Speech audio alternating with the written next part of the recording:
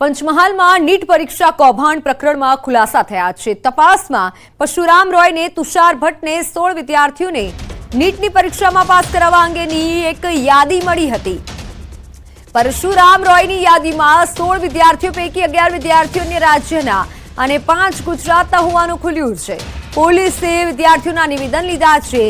NTA પાસે કેટલીક વિગતો મંગાવી છે। આ તપાસમાં પરશુરામ રોય પાસે વિદ્યાર્થીઓને એમબીબીએસમાં એડમિશન માટે ચેક મારફતે નાણાં લેવામાં આવ્યા હોવાનું પણ અને ચેક મળી ગયા હતા। સાથે જ વિદ્યાર્થીઓ પાસે અંદાજિત £2 કરોડ રકમના ચેક લેવામાં આવ્યા હોવાનું પણ સામે આવ્યું છે। મુખ્ય સૂત્રધાર મનાતા આરોપી તુષાર ભટ્ટની રેગ્યુલર જામીન અરજી ગોધરા સેશન્સ કોર્ટે નામંજૂર કરી છે। કૌભાંડમાં પોલીસે કુલ 5 આરોપીઓની ધરપકડ કરી છે। હાલ તો તમામ આરોપીઓ જેલમાં છે। જો કે નીટ કૌભાંડને સફળ થાય તે પૂર્વે જ પંચમહાલ જિલ્લા કલેક્ટરે તેને નિષ્ફળ બનાવ્યું છે। ફરી જોખમી સવારીનો વિડીયો વાયરલ થયો છે। જિલ્લાના સરહદી વિસ્તારનો આ વિડીયો હોવાની શક્યતા છે। જીપની ઉપર બેસી જોખમી સવારી કરી ઘેટા બકરાની જેમ પ્રવાસીઓને બેસાડ્યા હોય તેવું જોવા મળી રહ્યું છે। ખાનગી વાહન ચાલકોની મનમાની છે। શું આ દ્રશ્યો ટ્રાફિક પોલીસ કે બનાસકાંઠા પોલીસને નહીં જોવાતા હોય? તમે જોઈ લો આ દ્રશ્યો અને આ જે વિડીયો છે તેને જોઈને પણ અનેક સવાલ થઈ રહ્યા છે। ન્યૂઝ 18 ગુજરાતી પણ આ સવાલ પૂછી રહ્યું છે, શું ટ્રાફિક પોલીસને આવા દ્રશ્યો નથી જોવા મળતા? આ વિડીયો ધ્યાને નહીં આવ્યો હોય?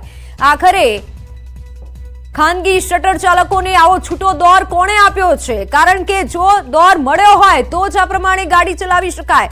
ઘેટા બકરાની જેમ લોકો ભર્યા છે અને ફૂલ સ્પીડમાં આ રીતે જીપ જઈ રહી છે। ટ્રાફિક પોલીસને આ દ્રશ્યો જોવા જોઈએ અને કાર્યવાહી કરવી જોઈએ। અવારનવાર આવા દ્રશ્યો સામે આવતા હોય છે અને લોકોના જીવને જોખમમાં મૂકે તે પ્રમાણેની જે સવારી છે તે જતી હોય છે। પડી ગામ પાસે ટ્રકમાંથી આ જથ્થાને ઝડપી પાડવામાં આવ્યો છે। યુરિયા ખાતરના જથ્થા સાથે એકની અટકાયત કરાઈ। 16,280 કિલો 350 બોરી ખાતર જપ્ત કરાયું। ₹8 લાખ જેટલા મુદ્દામાલ સાથે કબજે લેવાયો છે। વધુ તપાસ કરવામાં આવી રહી છે।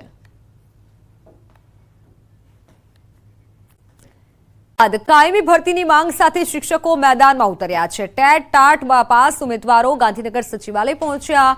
વિદ્યા સહાયક અને શિક્ષણ સહાયકની જે કાયમી ભરતીની માંગ છે શિક્ષણ મંત્રી કુબેર ડિંડોરને રજૂઆત કરી હતી મળી અને સાથે લાંબા સમય બાદ પરીક્ષા લેતા ઉમેદવારોની વય મર્યાદા પૂર્ણ થઈ રહી છે।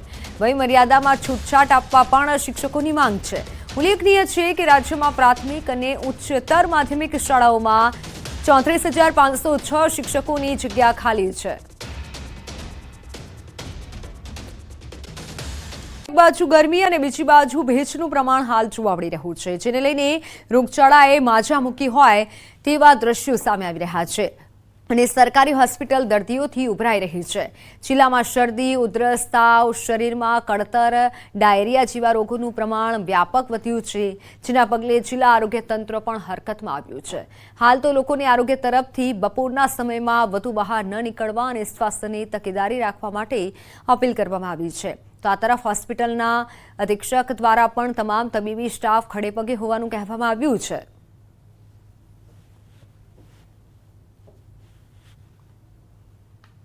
જામખંભાળિયા બાજુ તો ટેમ્પરેચર આટલું બધું નથી, તાપમાન આટલો વધ્યો નથી કે મતલબ કે બહુ સિરિયસ મેનેજ થઈ જાય। તો પણ લોકોને એવી સલાહ છે કે ભાઈ ધૂપમાં નીકળવાનું ટાળે અને ખોરાકનું બહુ ખ્યાલ રાખે અને સર્દ ગરમ ના થાય। ગરમીમાં ફર્યા પછી એકદમ ઠંડો ખાઈ લે છે, એ બી એક બીમારીનું બહુ મોટું કારણ છે।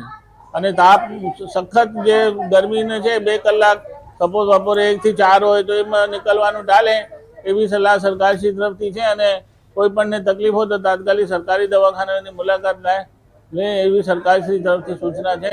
ચોમાસાની સિઝનની શરૂઆત થઈ ગઈ છે અને જેથી ખેડૂતો વાવણીની તૈયારીમાં લાગી ગયા છે। જોકે રાજ્યના છેવાડે આવેલા વલસાડના ઉમરગામના ખેડૂતો ચોમાસાની સિઝન બાદ પણ ચિંતામાં મુકાયા છે। તેની પાછળનું કારણ રખડતા પશુનો ત્રાસ છે। વલસાડ જિલ્લો ખેતી પર નિર્ભર જિલ્લો છે। ઉમરગામ તાલુકામાં નાના મોટા 7,000થી વધુ ખેડૂતો છે। અત્યાર સુધી આ તાલુકામાં ચોમાસુ પાકની સાથે ઉનાળુ પાક પણ લેવાતો હતો।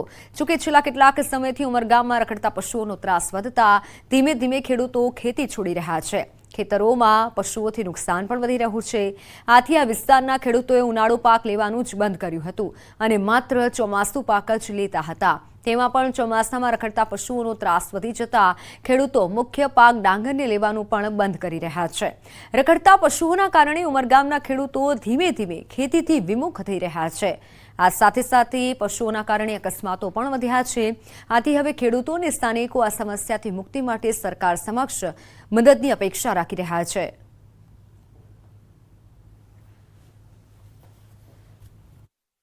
અમારા ખેડૂતોને મોટી સમસ્યા એ છે કે અહીંયા ઢોરો જે છે એ માલિકી ઢોરો રસ્તા પર છોડી દેવામાં આવે છે, ખુલ્લા છોડી દેવામાં આવે છે અને પરિણામે ઉમરગામ તાલુકાના 7,000 જેટલા ખેડૂતો છે એ પોતે કુદરતી ખેતી જે કરતા હતા, ડાંગર, તુવેર કે અન્ય શાકભાજી, એ આજે કરતા નથી। એ કમ્પ્લીટલી નુકસાન થવાના કારણે એ કંટાળી ગયો છે। ઢોર માટે એટલો બધો ત્રાસ થઈ ગયો છે ને, અમારું ખેડૂતનું નામ મટી ગયું। ખેતી કરતાં બધા બંધ થઈ ગયા, કોઈ માણસો ખેતી નથી કરતા અને આ ખેતીનું નુકસાન કરે એટલું નહીં, બલકે અમારો કોસ્ટલ વિસ્તાર છે, આ તળગામ ટાવરથી તે બામણપુંજા સુધી દમણનો વિસ્તાર, કોસ્ટલ હાઈવે, એના પર તો એટલા બધા એક્સિડન્ટ થયા છે આજ સુધી કે રાતના ટાઈમે તો ઢોરોનો અડીંગો જમાયેલો એકદમ। તમે જુઓ તો કલગામને આ વિસ્તાર છે, ફણસા કલગામ, તો ઢોરોનો અડીંગો જ, બીજું કંઈ નહીં। સુરેન્દ્રનગર જિલ્લાના ખેડૂતો ચિંતામાં મુકાયા છે। નર્મદા કેનાલનો પિયતનો લાભ લેવા માટે ખેડૂતો દ્વારા અંદાજે 60,000 હેક્ટર જમીનમાં આગોતરું વાવેતર કરાયું હતું, પરંતુ તંત્રએ કેનાલનું સમારકામના બહાને છેલ્લા 1 મહિનાથી કેનાલમાં પાણી છોડવાનું બંધ કરી દીધું અને જેના કારણે ખેડૂતોની હાલત કફોડી બની। મોંઘા ભાવના બિયારણ ખરીદી જે આગોતરા વાવેતર કરાયું હતું તે નિષ્ફળ જવાનો ડર છે, ત્યારે તંત્ર દ્વારા તાત્કાલિક કેનાલમાં પાણી છોડવામાં આવે તેવી ખેડૂતોની માંગ છે અને જો માંગ ન સ્વીકારવામાં આવે તો ખેડૂતોએ ઉગ્ર આંદોલનની ચીમકી પણ ઉચ્ચારી છે। 30% ખેડૂતોએ આગેતરું વાવેતર કપાસનું કરેલ છે। કપાસના બિયારણ અત્યારે બધા સોંપી દીધેલ છે અને થોડું પાણી હતું તે થોડું એક પાણ પાયા છે અને અત્યારે કેનાલમાં પાણી બિલકુલ ખાલી થઈ ગયું છે। નર્મદા નિગમમાં અમે રજૂઆત કરી છે અને ફોનથી વાત કરી તો એ લોકો એવું કહે છે કે તમે તમારા રાજકીય નેતાઓ, ધારાસભ્યોને રજૂઆત કરો તો એ અમારે સરકાર અમને આદેશ કરે તો અમને પાણી છોડી શકવી। તો અમે ધારાસભ્યને ફોન દ્વારા વાત કરેલ છે પણ હજુ ખેડૂતોને પાણી કેનલમાં મળેલ નથી, તો આ માટે લાખો રૂપિયાના બિયારણ ફેલ જવાની શક્યતા છે। એ લોકો 1 મહિનેથી કેનલ સાફ સફાઈ કરવાના બહાને અત્યારે પાણી આપતા નથી સાફ સફાઈ થઈ કે નથી એ લોકોએ પાણી આપ્યું। પાણી નહીં આપે તો ખેડૂતોને બે બાજુથી મરો છે। બિયારણ જશે, મોંઘા ભાવના 1200 રૂપિયાની થેલીઓ લાવેલી છે, લાખોનું નુકસાન બિયારણમાં છે। પાણી નહીં આપે જેથી કરીને ખેડૂતોને અત્યારે આગેતરા વાવેતરમાં નુકસાન છે। એ લોકો પાણી જો થોડુંક વહેલું આપે એના માટે અમે લાભ લઈ શકીએ તો એ અમારે રવિ પાકની અંદર અમને લાભ મળે। સુરેન્દ્રનગર જિલ્લામાં નર્મદા કેનાલમાં પિયત માટેનું પાણી બંધ કરવામાં આવતા આગોતરું વાવેતર કરનાર અનેક ખેડૂતોનું બિયારણ છે એ નિષ્ફળ જાય તેવી સ્થિતિ છે। સુરેન્દ્રનગર જિલ્લામાં નર્મદા વિભાગ દ્વારા છેલ્લા 1 મહિનાથી કેનાલોમાં સાફ સફાઈના બહાને આ કેનાલો છે તેમાં પાણી છોડવાનું બંધ કરી દેવામાં આવ્યું છે, પરંતુ ટીવી પરના દ્રશ્યોમાં આપ જોઈ શકો છો કે કેનાલોની જે સ્થિતિ છે એ જે છે તે જોવા મળી રહી છે। કેનાલમાં સફાઈના નામે માત્ર અને માત્ર તંત્ર દ્વારા નાટક કરવામાં આવતું હોય તેવું લાગી રહ્યું છે।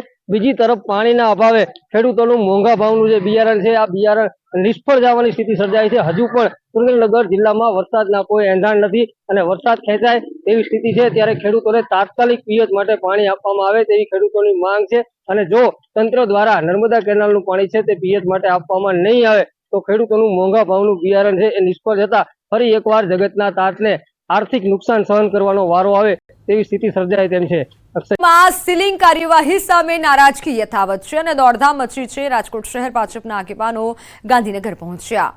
રાજકોટ ભાજપના આગેવાનો સીએમને મળવા પહોંચ્યા હતા। મેયર શહેર સહિત Mukesh Doshi, mayor Nainaben Pethadiya, standing chairman Jaymin Thakar Gandhinagar પહોંચ્યા, સાથે ધારાસભ્ય રમેશ તિલાડા, ઉદય કાનગડ, દર્શિતા શાહ અને ભાનુબેન બાબરિયા પણ ગાંધીનગર પહોંચ્યા હતા।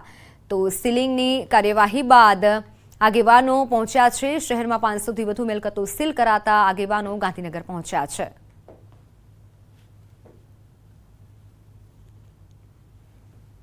આ તરફ રાજકોટમાં વિવિધ એસોસિએશનના આગેવાનોએ રાજકોટ મનપા કમિશનર ડીપી દેસાઈને રજૂઆત કરી.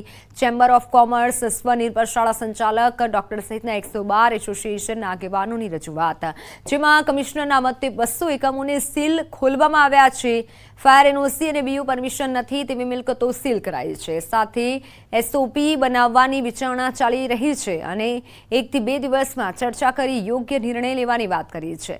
તો સાથે ફાયર એનઓસી પણ કોઈપણ જાતના વિલંબ વગર કરવામાં આવશે તેવી વાત કરી છે. કમિશનરના મતે રેસિડેન્શિયલ વિસ્તારમાં પ્રી સ્કૂલ ચલાવી શકાય, પણ રેસિડેન્શિયલ બિલ્ડિંગમાં નહીં. છેલ્લા અઠવાડિયા ત્યાં રાજકોટના તમામ વેપારીઓ, ઉદ્યોગકારો અને આમ પબ્લિક જે કંઈક હેરેસમેન્ટ છે, ખાસ કરીને સીલિંગની જે પોઝિશન પ્રક્રિયા છે એના અનુસંધાને ઘણા બધા વેપારીઓના કમ્પ્લેન હતી અને રાજકોટ ચેમ્બરે ગઈકાલે વિવિધ એસોસિએશન સાથે મિટિંગ કરી અને આજે મ્યુનિસિપલ કમિશનરશ્રીને આવેદનપત્ર પાઠવ્યું છે અને તમામ વેપારી લોકોને કે તમામ ઉદ્યોગકારોને કોઈ પણને મુશ્કેલી ન પડે, કારણ કે મોસ્ટ ઓફના આપણે પ્રશ્નો જોયા તો મુશ્કેલી સરકારી તરફથી વધારે છે. જિલ્લામાં જર્જરિત કચેરીઓ ખાલી કરવા માટે આદેશ અપાયો છે. તાત્કાલિક વૈકલ્પિક વ્યવસ્થા કરવા માટે પત્ર જાહેર કરાયો છે. જૂના થાણા કેમ્પસમાં આવેલી 40થી વધુ કચેરીઓ ખાલી કરાશે. ભૂકંપ વિરોધી સ્ટ્રક્ચર ન હોવાથી તાત્કાલિક ખાલી કરવા સૂચના અપાઈ છે. કચેરી ખાલી કરાયા બાદ બહુમાળી ભવનનું પણ ડિમોલિશન કરાશે.